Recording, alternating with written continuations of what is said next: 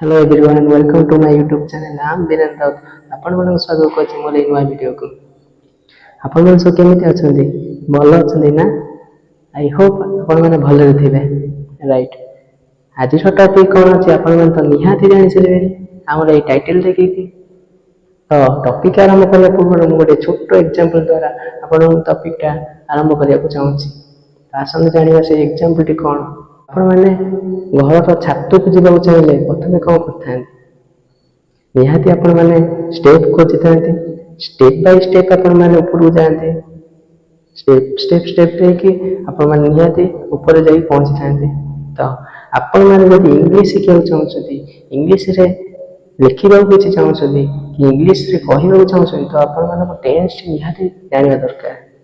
ଯଦି ଆପଣମାନେ ଟେନ୍ସ ଜାଣି ଯାଉଛନ୍ତି ନା 90% ଆପଣମାନେ ଇଂଲିଶ ଶିଖିଯିବେ। ତ ଡେରି ନ କରି ଆସନ୍ତୁ ଟେନ୍ସ ଜାଣିବା। ଆପଣ ଯଦି ଇଣ୍ଟରେଷ୍ଟେଡ୍ ଅଛନ୍ତି ଇଂଲିଶ ଶିଖିବା ପାଇଁ ତ ନିହାତି ଆସନ୍ତୁ ମୋ ସାଥିରେ ଟେନ୍ସଟିକୁ ଶିଖିବେ। ଆସନ୍ତୁ, ମୁଁ ପ୍ରମିସ୍ କରୁଛି ଆପଣମାନଙ୍କର ଟେନ୍ସ ଶୁଣିଲେ ଯେଉଁ ଟେନସନ୍ ରହୁଛି ନା, ମୁଁ ସିଓର ଦୂର କରିବି, ତାକୁ ସବୁଦିନ ପାଇଁ ଡିଲିଟ୍ କରିବି। ତ ଆପଣମାନେ ଡେରି ନ କରିକି ଆସନ୍ତୁ ଭିଡ଼ିଓରେ ଆଗକୁ ବଢ଼ିବା। ତ ପ୍ରଥମେ ଆମେ ଜାଣିବା ଟେନ୍ସର ବେନିଫିଟ୍ କ'ଣ। ଯଦିଓ ଆମେମାନେ ଟେନ୍ସକୁ ନ ଶିଖୁଛେ ତାହେଲେ କ'ଣ ସବୁ ପ୍ରୋବ୍ଲେମ୍ ଆଗକୁ ଆମକୁ ଫେସ୍ କରିବାକୁ ପଡ଼ିବ। ତ first one is sentence.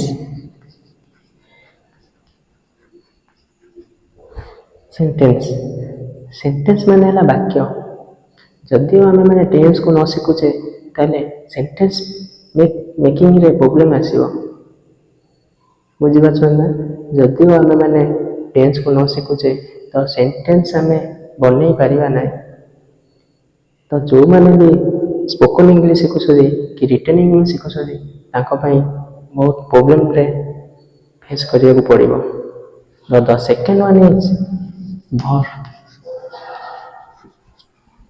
Verb ମାନେ ହେଲା କ୍ରିୟା।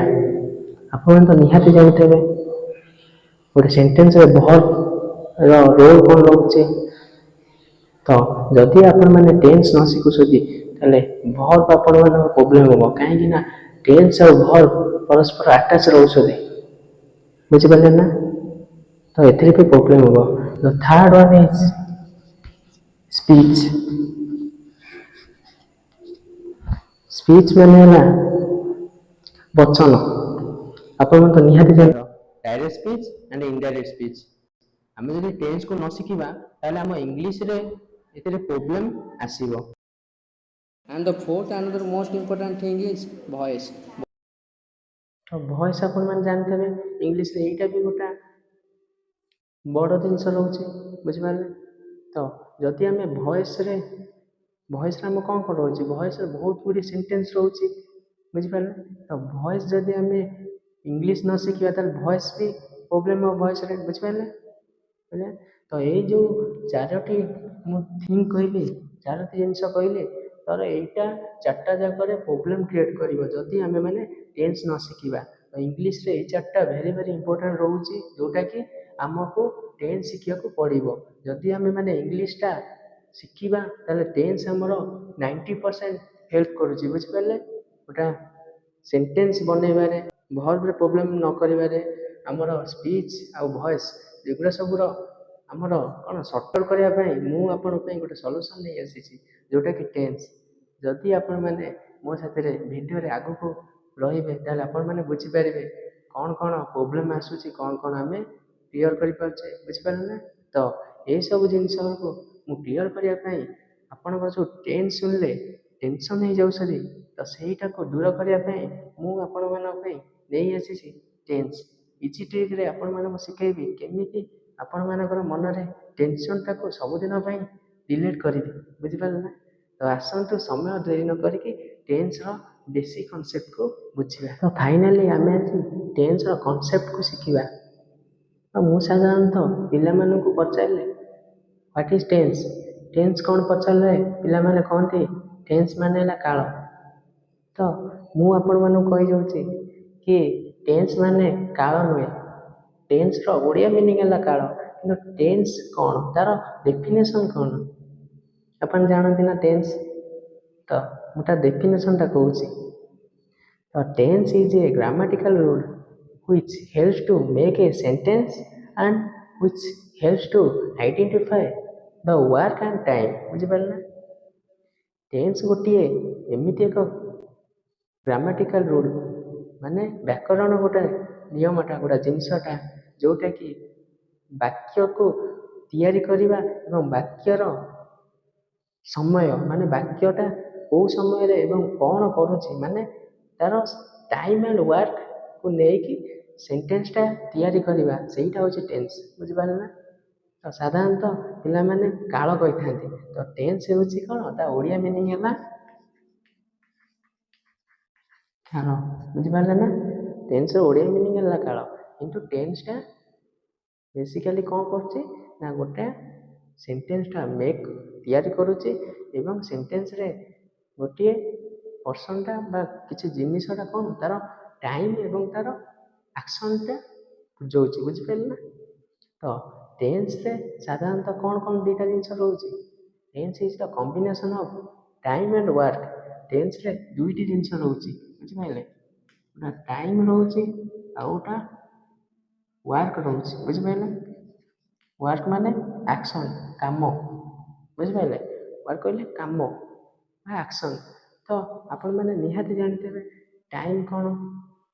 ବୁଝିପାରିଲେ? ଯଦି ଆମେ ଟେନ୍ସରେ ଟାଇମ୍ ୱାର୍କ ଜାଣିବା ତ ସେଇଟା ଆମେ ଜାଣିପାରିବା କି ସେଇଟା କ'ଣ ସବୁ କରୁଛି, ତା କାମ କ'ଣ। ବୁଝିପାରିଲେ? ତ ଆମେମାନେ ଜାଣିଲେ ନା ଟେନ୍ସ ହେଉଛି ଗୋଟେ କମ୍ବିନେସନ୍ କାହାର ନା ଟାଇମ୍ ଆଉ ୱାର୍କର।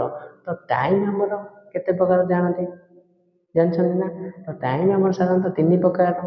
ଗୋଟେ ହେଲା ପ୍ରେଜେଣ୍ଟ ଟାଇମ୍, ପାଷ୍ଟ ଟାଇମ୍ ଆଉ ଫ୍ୟୁଚର ଟାଇମ୍। ବୁଝିପାରିଲେ ନା? ତ ମନେକର ମୁଁ ଏବେ ଆପଣଙ୍କୁ ପଢ଼ଉଛି, ତ ଏଇଟା ପ୍ରେଜେଣ୍ଟ ଟାଇମ୍। ବୁଝିପାରିଲେ? ମୁଁ କାଲି ଅନଲାଇନରେ ଆପଣଙ୍କୁ ପଢ଼ଉଥିଲି, ତ ଏଇଟା ପାଷ୍ଟ ଟାଇମ୍। ବୁଝିପାରିଲେ ନା? କାଲି ପଢ଼ଉଥିଲି ମାନେ ଗତକାଲି ମୁଁ ଆପଣଙ୍କୁ ଅନଲାଇନରେ ପଢ଼ାଉଥିଲି, ତ ଏଇଟା ପାଷ୍ଟ। ବୁଝିପାରିଲେ ନା? ଆଉ ପ୍ରେଜେଣ୍ଟ ବୁଝିଲେ, ମୁଁ ଏବେ ଆପଣଙ୍କୁ ପଢ଼ଉଛି, ଏଇଟା ହେଲା ପ୍ରେଜେଣ୍ଟ। ତ ମୁଁ ଆସନ୍ତାକାଲି ଆପଣଙ୍କୁ ପଢ଼ାଇବି। ବୁଝିପାରିଲେ? ଯେଉଁଟାକି ମୁଁ କରିବି କିନ୍ତୁ ସେଇଟା ଏବେ ଯାଏ କରିନାହିଁ। ବୁଝିପାରିଲେ? ପାଷ୍ଟଟା କରିସାରିଛି, ଅଲରେଡ଼ି କରିସାରିଲେଣି, ପାଷ୍ଟଟା କରିସାରିଛି। ତ ଏବେ ବର୍ତ୍ତମାନ ଯେଉଁଟା କରୁଛି ସେଇଟା ହେଲା ପ୍ରେଜେଣ୍ଟ। ଯେଉଁଟା ଆଗକୁ କରିବି, ମୁଁ ଭାବୁଛି କରିବି, ମାନେ ଆଗକୁ ସେଇଟା ଆସିବ। ବୁଝିପାରିଲେ? ସେଇଟା ହେଲା ଫ୍ୟୁଚର। ତ ଟାଇମ୍ ଆମର ସାଧାରଣତଃ 3 ପ୍ରକାର ହେଲା ପ୍ରେଜେଣ୍ଟ ଟାଇମ୍, ପାଷ୍ଟ ଟାଇମ୍ ହେଲା ଫ୍ୟୁଚର ଟାଇମ୍। ତ ପ୍ରେଜେଣ୍ଟ ଟେନ୍ସ ମାନେ କ'ଣ? ବର୍ତ୍ତମାନ।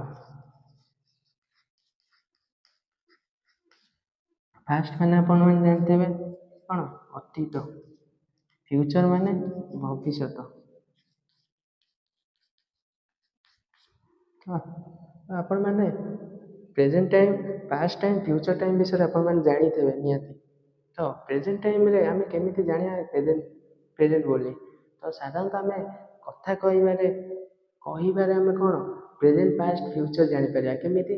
ସାଧାରଣତଃ ଆମର ଆସୁଛି କ'ଣ, ମୁଁ ଏବେ ଯେଉଁଟା ଏକ୍ଜାମ୍ପଲ୍ ଦେଲି, ମୁଁ ଏବେ ଆପଣମାନଙ୍କୁ ପଢ଼ାଉଛି, ମୁଁ ଏବେ ଖାଉଛି, ମୁଁ ଏବେ ନାଚୁଛି, ମୁଁ ଏବେ ଯାଉଛି। ତ ସାଧାରଣତଃ କ'ଣ 6 ଛି ରହୁଛି, ବାକ୍ୟର ଶେଷରେ 6 ଛି ରହୁଛି। ବୁଝିପାରିଲେ? ତ ପ୍ରେଜେଣ୍ଟ ଟାଇମ୍ରେ କ'ଣ 6 ଛି ରହୁଛି। ବୁଝିପାରିଲେ?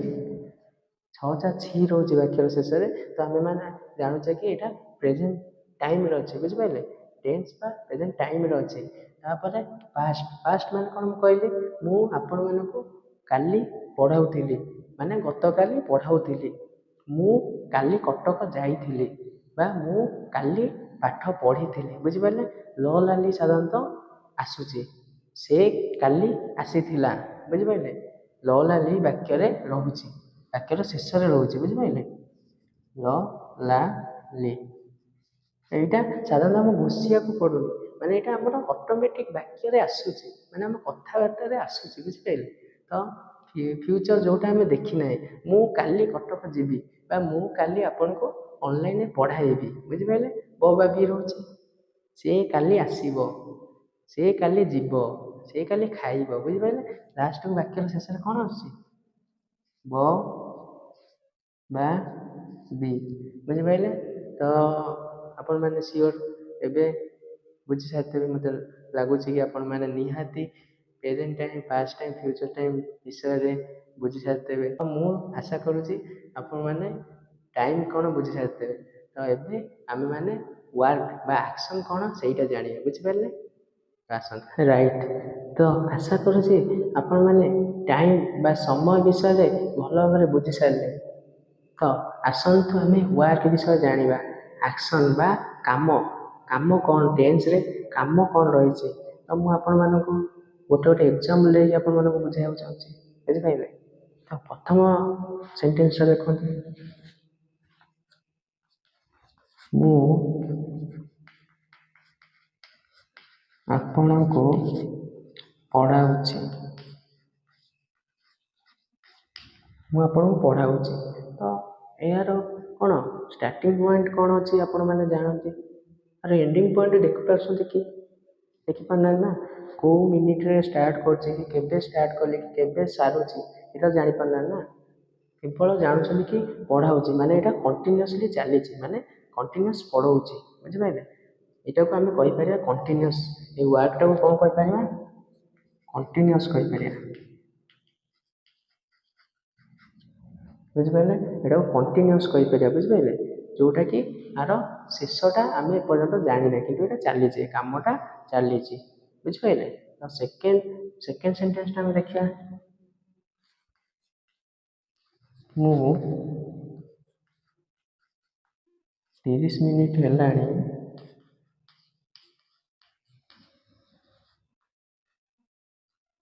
ଆପଣଙ୍କୁ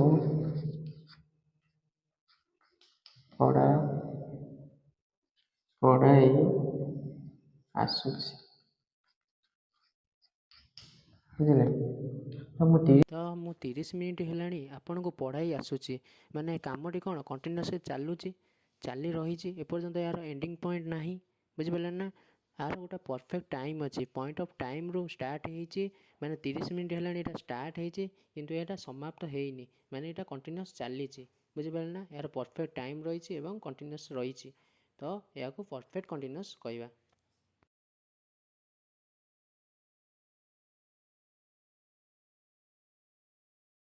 ବୁଝିପାରିଲେ। ପରଫେକ୍ଟ କଣ୍ଟିନ୍ୟୁଅସ୍ ଏଇ ସେଣ୍ଟେନ୍ସଟାକୁ କହିପାରିବା। ତ ଆମେ କାମ କେତେଟା ଜାଣିଲେ, ଗୋଟେ ହେଲା କଣ୍ଟିନ୍ୟୁଅସ୍, ଗୋଟେ ହେଲା ପରଫେକ୍ଟ କଣ୍ଟିନ୍ୟୁଅସ୍। ମାନେ ପରଫେକ୍ଟ କଣ୍ଟିନ୍ୟୁଅସ୍ ବୁଝିଲେ। ତ ଥାର୍ଡ଼ ଏକ୍ସାମ୍ପଲ୍, ମୁଁ ଆପଣଙ୍କୁ ପଢ଼ାଇ ସାରିଛି। ମାନେ ଏଇଟାର ତାମାନେ କ'ଣ, ଏ କାମଟା କମ୍ପ୍ଲିଟ୍ ହେଇଯାଇଛି ମାନେ ମୁଁ ପଢ଼େଇ ସାରିଛି ଗଲାଣି ବୁଝିପାରିଲେ। ବୁଝିପାରିଲେ ନା ନାହିଁ। ଏଇଟା ଗୋଟେ କାମଟା ଆମର ଗୋଟେ ଜିନିଷଟା ପରଫେକ୍ଟ ହେଇଯାଇଛି ବୁଝିପାରିଲେ। ମୁଁ ପଢ଼େଇ ସାରିଛି ମାନେ ଆର ଗୋଟେ ଟାଇମ୍ଟା ସରିଗଲା, ମାନେ ସରିଯାଇ ଗୋଟେ କାମଟା ଖତମ ହୋଇଯିବା ବା ସରିଯିବାକୁ ଆମେ କ'ଣ କହନ୍ତି, ପରଫେକ୍ଟ କହନ୍ତି। ତ ଏଇଟାକୁ ଆମେ ପରଫେକ୍ଟ କହିପାରିବା ବୁଝିପାରିଲେ। ବୁଝିପାରିଲେ, ଏଟାକୁ ପରଫେକ୍ଟ କହିବା। ତ ଫୋର୍ଥ ୱାନ୍ ଇଜ୍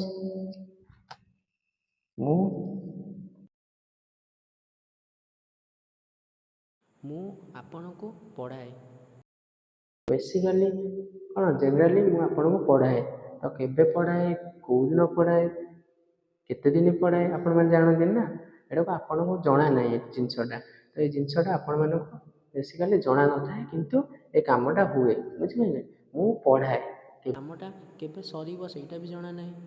ଏଇଟା ଗୋଟେ ହାବିଚୁଆଲ୍ ଆକ୍ସନ୍ ବୁଝିପାରିଲେ। ହାବିଚୁଆଲ୍ ଆକ୍ସନ୍ଟା ଯେଉଁଟାକି ଆମର ସିମ୍ପୁଲ୍ରେ ରୁହେ ବା ଏଇଟାର ଅନିଶ୍ଚିତ ମାନେ ଜଣା ନାହିଁ ବୁଝିପାରିଲେ, କିନ୍ତୁ ଏଇଟା ଡେଲି ଲାଇଫ୍ରେ ଘଟେ ବୁଝିପାରିଲେ।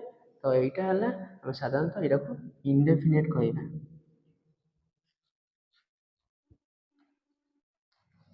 ଇନଡେଫିନେଟ୍ ତା ମାନେ କ'ଣ, ଏଇଟା ଗୋଟେ ଅନିଶ୍ଚିତ ମାନେ ଯେଉଁଟାକି ଆମକୁ ଜଣା ନାହିଁ କିନ୍ତୁ ଏଇଟା ଡେଲି ଲାଇଫ୍ରେ ହୁଏ ବୁଝିପାରିଲେ। ତ ଏଇଟାକୁ ସିମ୍ପୁଲ୍ ବି କହିପାରିବା, ଆମେ ଏଇଟାକୁ ସିମ୍ପୁଲ୍ ବି କହିପାରିବା ବୁଝିପାରିଲେ।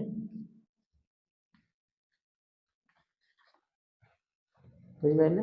ତ ମୁଁ ଆଶା କରୁଛି ଆପଣମାନେ ସମୟଟା ଯେମିତି ବୁଝିଲେ 3 ପ୍ରକାର, କାମ ଆଉ ୱାର୍କଟା 4 ପ୍ରକାର ଆପଣମାନେ ବୁଝିସାରିବେଣି। ତ ସମୟ ଏବଂ ୱାର୍କର କମ୍ବିନେସନ୍ ହେଉଛି ଆମର କାଳ ବା ଟେନ୍ସ, ବୁଝିପାରିଲେ। ତ ଟେନ୍ସକୁ ଆମକୁ ତାର ସମୟ ଜାଣିଲେ, ତାର ୱାର୍କ ଜାଣିଲେ, ଏବେ ଆମେ କ'ଣ କରିବା, ଦୁଇଟା ଯାକ କ୍ରସ୍ ମଲ୍ଟିପ୍ଲିକେସନ୍ କରିବା। ତ କ'ଣ ପାଇବା, ତାର ଫର୍ମ ସବୁ ପାଇବା, ବୁଝିପାରିଲେ। ଫର୍ମ ମାନେ ବୁଝୁଛନ୍ତି। ତ ଆମେ ଯେଉଁ କହନ୍ତିନି ଟେନ୍ସ କେତେ ପ୍ରକାର, କ'ଣ କ'ଣ ସବୁ ଘୋଷି ଘୋଷି ଆମେ ସବୁ ଆସିଛେ, ପଢ଼ି ପଢ଼ି ଘୋଷି ଘୋଷି ଆସିଛେ। ଆମେମାନେ କେମିତି ଆକୁ ସହଜ ଉପାୟରେ କେମିତି ଟ୍ରିକ୍ ଲଗାଇକି ଆମେମାନେ ବୁଝିପାରିବା, ବୁଝିପାରିଲେ। ତ ଆମେମାନେ ଜାଣିଲେ ଟାଇମ୍ 3 ପ୍ରକାର ଆଉ ୱାର୍କ ଆମର 4 ପ୍ରକାର। ତ କ୍ରସ୍ ମଲ୍ଟିପ୍ଲିକେସନ୍ କରିବା ମାନେ 3 ଗୁଣନ 4 କେତେ, 3 ଚଉ 12। ତ 12ଟି ଫର୍ମ ରହିଛି, ଆସନ୍ତୁ ସେ 12ଟି ଯାକ ଜାଣିବା। ରାଇଟ୍। ତ ଆଶା କରୁଛି ଆପଣମାନେ ସମୟ ଆଉ କାମ ବିଷୟରେ ଭଲ ଭାବରେ ବୁଝିସାରିଲେଣି। ତ ଆସନ୍ତୁ ଆମେ ଯେଉଁ ଥିଲା ଆମର କମ୍ବିନେସନ୍ଟା ଥିଲା ସେଇଟାକୁ ଦେଖିବା, ଟାଇମ୍ ପ୍ଲସ୍ ୱାର୍କ। ତ ଟାଇମ୍ ଆମର କେତେ ପ୍ରକାର ପଢ଼ିଲେ, କେତେ ପ୍ରକାର ଜାଣିଲେ, 3 ପ୍ରକାର ଜାଣିଲେ। ଟାଇମ୍ଟା ଆମର 3 ପ୍ରକାର, କ'ଣ କ'ଣ, ପ୍ରେଜେଣ୍ଟ, ପାଷ୍ଟ ଆଉ ଗୋଟେ ରହିଲା ଫ୍ୟୁଚର। ସେଇଭଳି ୱାର୍କଟା ଆମର କେତେ ପ୍ରକାର ପଢ଼ିଲେ, 4 ପ୍ରକାର ପଢ଼ିଲେ। କ'ଣ କ'ଣ ପଢ଼ିଲେ, ଇନଡେଫିନିଟ୍ ପଢ଼ିଲେ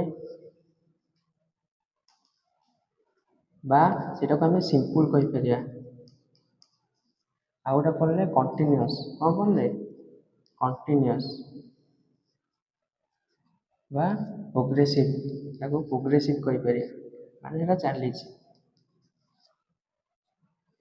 ଆଉ ଗୋଟେ ଜାଣିଲେ ପରଫେକ୍ଟ, ଯେଉଁଟା କ'ଣ ସରିସାରିଛି, ମାନେ ପରଫେକ୍ଟ ହେଇଯାଇଛି। ଆଉ ଗୋଟେ ପରଫେକ୍ଟ ପ୍ରୋଗ୍ରେସିଭ୍ କହିପାରିବା ବା କଣ୍ଟିନ୍ୟୁଅସ୍ କହିପାରିବା।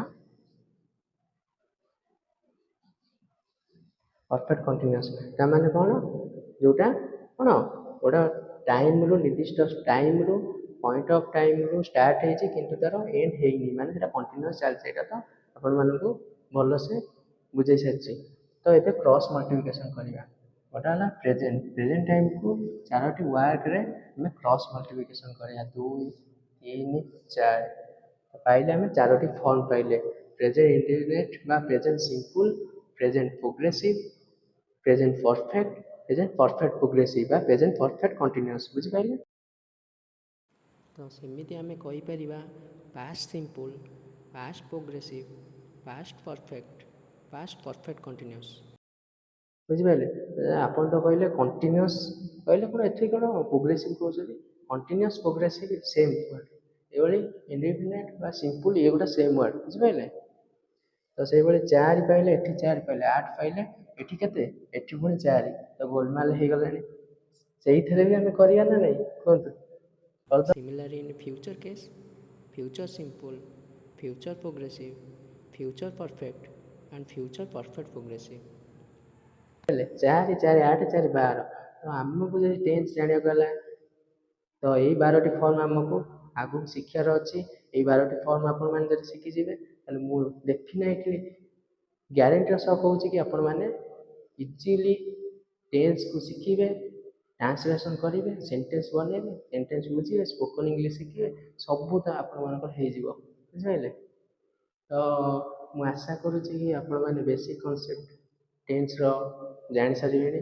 ଏଥିରୁ ଆପଣମାନେ ଜାଣିଥିବେ କି ଟେନ୍ସଟା ଇଂଲିଶରେ କେତେ ଜରୁରୀ, କେତେ ଇମ୍ପୋର୍ଟାଣ୍ଟ। ତ ଟୋଟାଲି ଆମେମାନେ 12ଟି ଟେନ୍ସ ବା ଫର୍ମ ପଢ଼ିବା। ତ ପ୍ରଥମେ ଆମେ ଗୋଟାକୁ ଶିଖିବା, ଗୋଟାକୁ ଶିଖିଗଲା ପରେ 4ଟି ଆମେ ଶିଖିଯିବା। ଯଦି ଆମେ 4ଟି ଶିଖିଯାଉଛେ ତାହେଲେ ଟୋଟାଲି 12ଟା ଯାକ ଆମେ ଶିଖିଯିବା, ବୁଝିପାରିଲେ। ମୁଁ ଆଶା କରୁଛି କି ମୁଁ ଏଇ ଭିଡ଼ିଓ ଥ୍ରୁରେ ଆପଣଙ୍କୁ ଟେନ୍ସର ବେସିକ୍ କନସେପ୍ଟକୁ ବୁଝେଇ ପାରିଛି। ତ ଆପଣମାନେ ଭାବନ୍ତୁ, ମୁଁ ଯେଉଁ ପୂର୍ବରୁ କହିଲି ଷ୍ଟେପ୍ ବାଇ ଷ୍ଟେପ୍ ଶିଖିବାକୁ ପଡ଼େ, ତ ଏମିତି ଆମେ ଷ୍ଟେପ୍ ବାଇ ଷ୍ଟେପ୍ ସବୁ 12ଟି ଯାକ ପଢ଼ିବା, ବୁଝିପାରିଲେ। ତ ଯଦି ମୁଁ ଗୋଟିଏ ଭିଡ଼ିଓରେ ସବୁ ଯାକ ପଢ଼େଇ ଦେବି ଆପଣଙ୍କର ମାଇଣ୍ଡରେ ସବୁ ଯାକ ଆଉଟ୍ ହେଇଯିବ, ବୁଝିପାରିଲେ। ତ ମୁଁ ନେକ୍ସଟ ଭିଡ଼ିଓରେ ମୋର ପ୍ରେଜେଣ୍ଟ ଟେନ୍ସର ସବୁ ଯାକ ଫର୍ମ ଆଣିବି, ତାପରେ ପାଷ୍ଟର ଆଣିବି, ତାପରେ ଫ୍ୟୁଚର ବି ଆଣିବି। ସବୁ ଯାକ ଫର୍ମ ଗୋଟି 12ଟା ଆଣିବି, ବୁଝିପାରିଲେ? ତ ଆଜି ପାଇଁ ଏତିକି। ଯଦି ଭିଡ଼ିଓଟି ଆପଣଙ୍କୁ ଭଲ ଲାଗିଛି ତ ନିଶ୍ଚିନ୍ତ ଭାବରେ ଲାଇକ୍ କରିବେ, କମେଣ୍ଟ କରିବେ, ସେୟାର କରିବେ ଏବଂ ସବସ୍କ୍ରାଇବ୍ କରିବାକୁ ଭୁଲିବେନି। ତ ସମସ୍ତଙ୍କୁ ମୋର ଜୟ ଜଗନ୍ନାଥ।